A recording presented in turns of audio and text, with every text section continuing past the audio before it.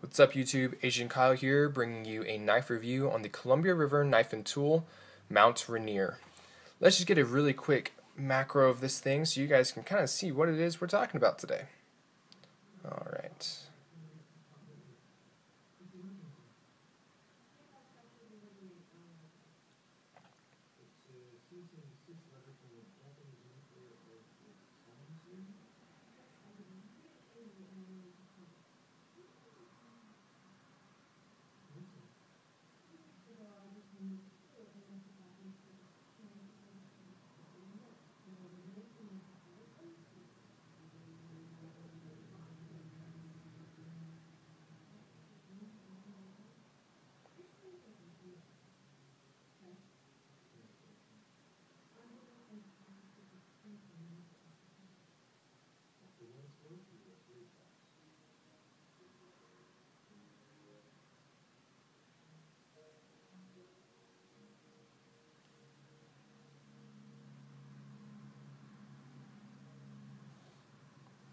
Alright, so there's the macro of this guy.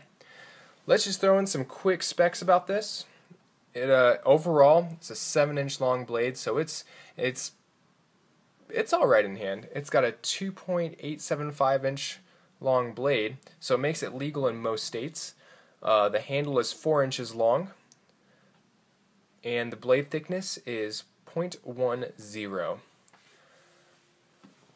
Alright, let's get into some features about this. This blade steel on here is CRKT's steel, and they've used this in this model for as long as it's been in production, but it is a 420J2 stainless steel.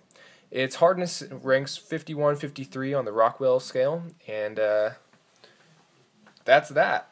We'll talk about that just a little bit more, but as you can also see, it comes in a partially serrated blade on that with the plain edge and the triple point serrations.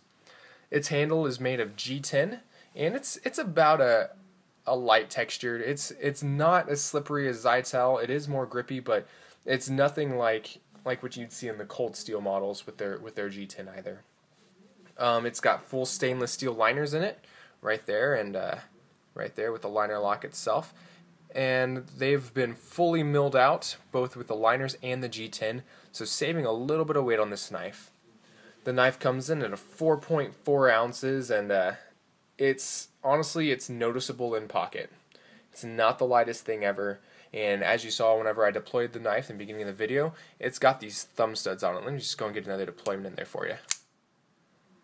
Yeah, the deployment's, it's not ultra fast, but it's pretty fast. It's not too bad, especially when you're thinking that you're flinging out a blade that's 0.10 inches thick. I mean, it's a lot thicker than the Spyderco Delica, that's for sure. It's also, the thumb studs make it so it's ambidextrous opening. I'm not even gonna try and open this with my left hand. I'm not that great with thumb studs. I just prefer a thumb hole opener, as seen on pretty much every Spyderco. Actually, all Spydercos. Take that back. Oh, let's see. Let's talk about the blade a little bit. With the 420 stainless steel, I did a little bit of cardboarding. Something that I find really difficult with this is actually the serrations on this. They're really great probably for cutting rope and whatnot, but as far as cardboard goes, unless you can find that sweet spot just like that, the serrations get awful caught up just like that. But then with just a little bit more force, you can pull straight through it, and the serrations are quite effective. I much would rather see the Veth serrations on this as well. Having had a little bit of experience with those in the past, they just eat straight through this cardboard like it's nothing. And I honestly had found that it was not that great. Before I did the cardboarding, I put a hair-popping edge on this knife, and it was sliced through paper like hot knife through butter. But the cardboarding, as long as I got up in this section of the knife, the plain edge, it sliced straight through it. But as soon as I moved back to the serrations, these serrations just got hung up on absolutely everything. I had to really kind of bear down and power through the cardboard to get it through, and it got hung up. I would much rather see the VEF serrations on these. The VEF serrations just glide through everything, just like a plain edge would, without getting hung up like regular serrations do. So it's kind of got the best of both worlds.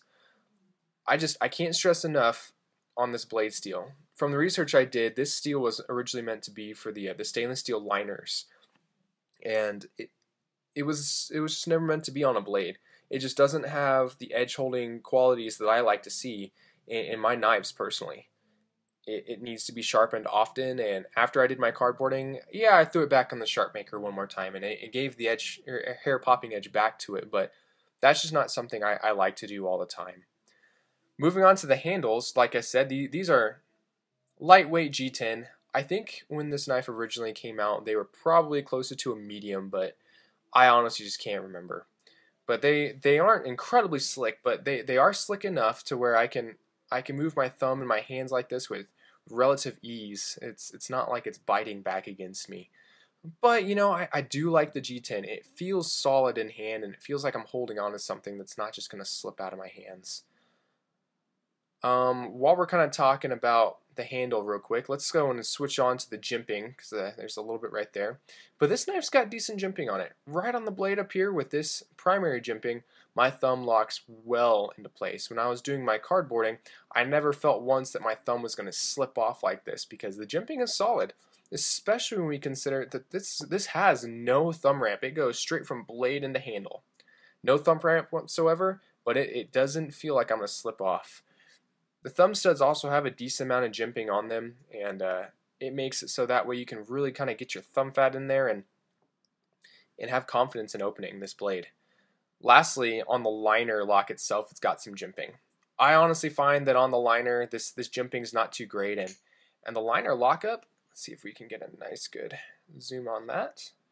This liner definitely deploys well over 50%, and I think this is primarily a user error on it. It just, yeah, he put this thing to the ringer and really abused it, and it locks up pretty far back. Kind of while we're just in this general area looking, let me talk about the locks system on this. As you saw right here, it's got this little nifty switch. And this is what CRKT calls their locks. This is their patented safety system, and all it does is when you move this switch, on the other side of the blade, right next to the liner, it's got this little piece that moves. Can you see that right there? There we go. But it moves, and what that does, it prevents the liner from sliding over and disengaging. Like right now, I'm pushing really, really hard against this to try and get the liner disengaged, but it's not moving. I know Nut and Fancy did a test on that with his M21 a couple years back, and it failed, but it wasn't the locks method that failed. It was the liner itself. It got pushed to the other side and it broke. So that's that. Overall, I really like the locks system. The price on this knife on Blade HQ is $29.95. I know on Amazon it hovers right about the same. And the reason I mainly give you those two sites is because they come from reputable dealers.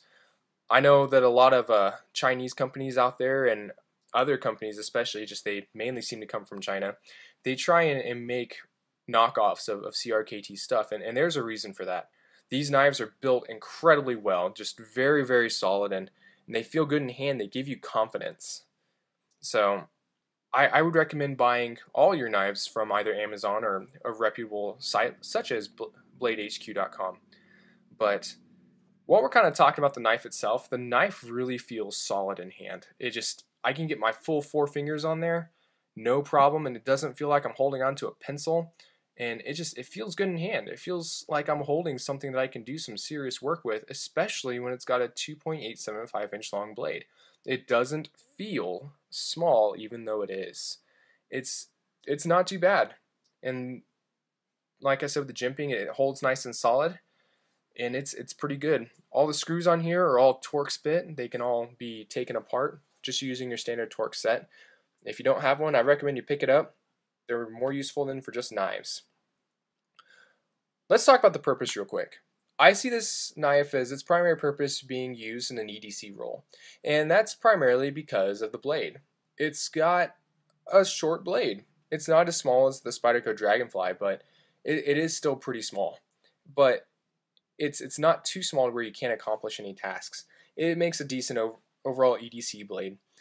I would even go so far as to next consider this into a light hard use folder.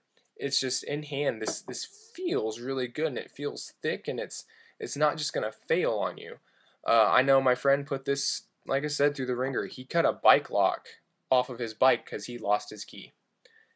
He had to sharpen it, of course, but he still cut the lock off, and it's holding its coating. Real quick, let me talk about the coating on this. This has got a titanium nitrate coating on the blade, and this knife was made in 2010, and as you can see, this coating is wearing really, really well. It's starting to wear just a little bit right there and along the tip, a little bit on the other side, but overall, this is a really good coating.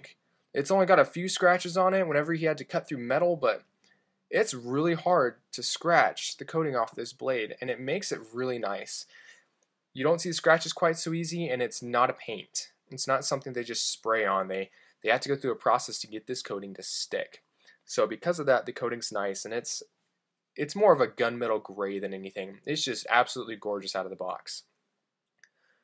What do I like about this knife? Now that's the good part. I like how this thing feels in hand. It feels solid. I can get my fingers wrapped around it, and it's not just going to slip out. I really like the fact this G10, for being an EDC blade, isn't too heavy. It's light enough to get a decent grip on it, but not too heavy to tear up your pockets. I like the blade length. The blade length it's absolutely perfect. It doesn't take up too much room, and it's legal just about everywhere you go. So, as always, when carrying a knife, make sure wherever you go to visit, you're complying by their knife laws. What do I dislike about this? Now that's the question. The pocket clip. Hate the pocket clip. Right there, this is a blade on its own. My friend cut his finger open one day while trying to retrieve it from his pocket. And I was like, no way, man, it's impossible. Yeah, I did the same thing. Dislike the pocket clip so much. It's a knife on the end of that. I also dislike how the pocket clip can't even be repositioned to the tip-up carry. It is tip down, right side only. It doesn't move, and I don't like that at all. I mean, when we look at the M21 by CRKT, this clip is great. It's nice and thin, as you can see, but it's not got any sharp edges. I've never cut myself on this clip, and I've only snagged it on one thing. This, CRKT, if you're watching, is a good clip. Way to go. Put it on this guy. We would like it better. But I don't like the clip. I think the next complaint I have to level against this knife as a whole is just the blade steel. This steel isn't very tough, and it doesn't hold its edge. It's not something that I want to carry because I have to sharpen it every week. However, with that said, this is a great beginner's knife. This is a great knife to give to your child when they're learning about it. It's very safe with the locks method back here. It's not just going to fold in on them. It feels good in hand, and it's cheap, so if they lose it, you're not losing a huge investment. There's also another benefit to the blade steel being how it is. You can teach them how to sharpen their knives without destroying expensive steel. It needs sharpening all the time anyways. Teach them how to do it. It's pretty good for that. But as far as just an EDC steel goes, this isn't very good at all. Don't really like it. Final thoughts, this is a pretty decent knife. I do enjoy it. It feels good in hand. I wish the steel was better. Hate the pocket clip. But I like the locks, and it's got about the same amount of pros and cons on both sides. Overall, on my scale of 0 to 40, which I'll explain my scale later, I give this knife about a 25. It's just, I can't bring myself to absolutely love it, but I can't bring myself to hate it either. This was the first knife that really got me into knives, and overall, it's still not too bad. I really enjoy it, and this is a knife I can definitely beat on and not be afraid to lose. So anyways, Asian Kyle signing off with my review on the Columbia River Knife and Tool Mount Rainier.